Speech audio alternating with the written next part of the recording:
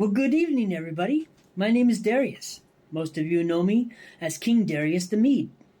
I took over the kingdom after the death of Belshazzar at the age of 62. And after taking over the kingdom, I decided to divide it into 120 provinces. And I placed high officers over these provinces.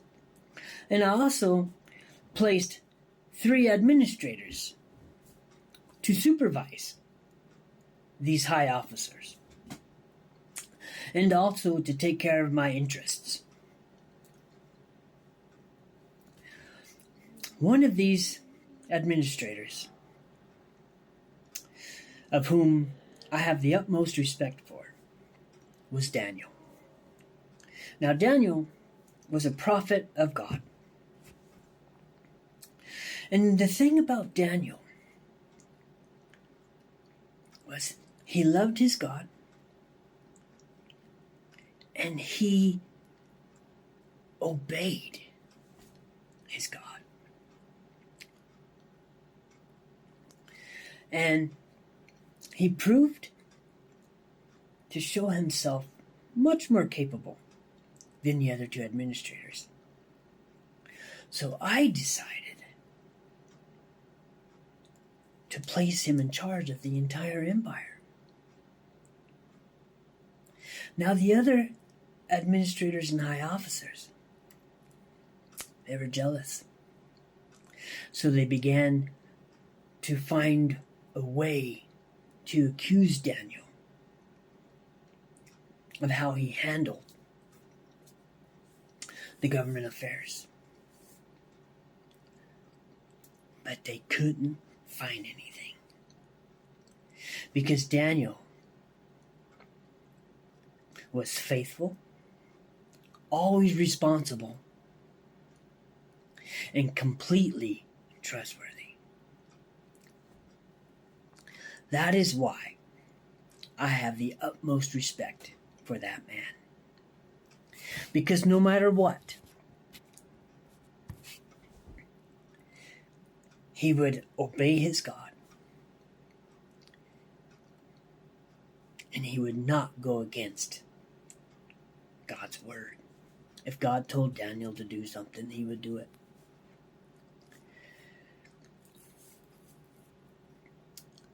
Anyways, so they finally decided that the only chance they have to accuse Daniel was in connection with the rules of his religion. So they devised this plan. And they came before me, the administrators, high officers, officials, advisors, governors. And they proposed to me to sign into law that anyone for 30 days prayed to any god, human or divine, except to me, should be cast into the lion's den, and it should be made so it can't be changed and it cannot be revoked.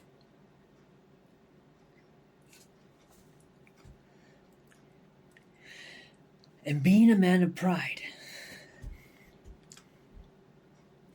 I thought, why not? I'm king, right? I'm awesome. I deserve to be prayed to.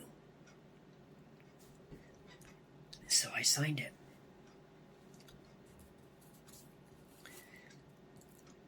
And it could not be changed.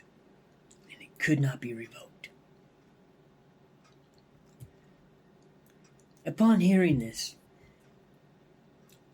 Daniel did what he always did.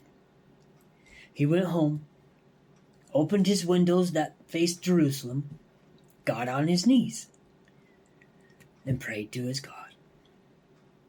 giving thanks. Now the officials went to Daniel's house because they knew, right? They knew that Daniel was so committed to his God that he would not heed this law. And sure enough, they got to his house, and there was Daniel, praying to his God and asking his God for help. So what did these little tattletales do? They come immediately to me. And they reminded me. And they said, did you not sign into law that anyone praying to any other god, human or divine, except to you, your majesty, should be thrown into the lion's den? Now me, again, being blind by my pride and arrogance, I said yes. And that decision stands. And it cannot be changed, and it cannot be revoked. For it is an official law of the Medes and Persians. Well, and then they said, well, that man Daniel, he is not respecting you, king, and he's ignoring the law, and he is praying to his God. And according to your law, according to the law that you signed into effect, he must be thrown into the lion's den.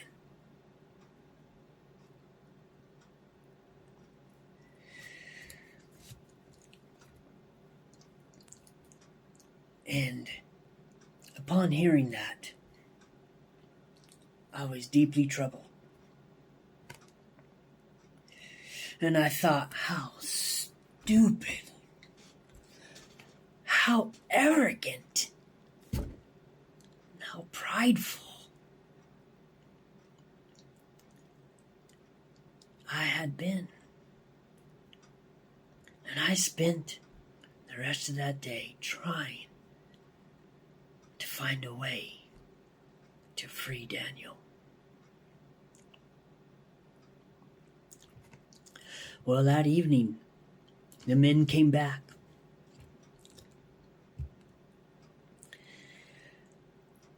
And they said, King,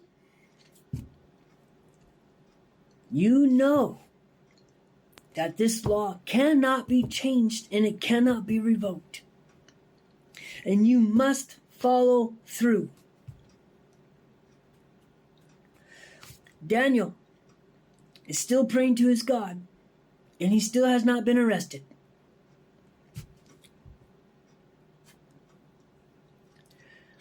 So with all reluctancy, I gave the order to have Daniel arrested and then thrown into the lion's den.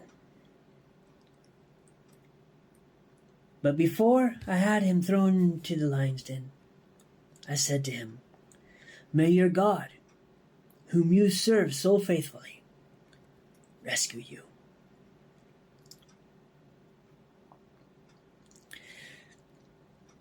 And so I had a stone placed over the mouth of the den, and I sealed it with my ring, so no one could rescue Daniel. And I went home.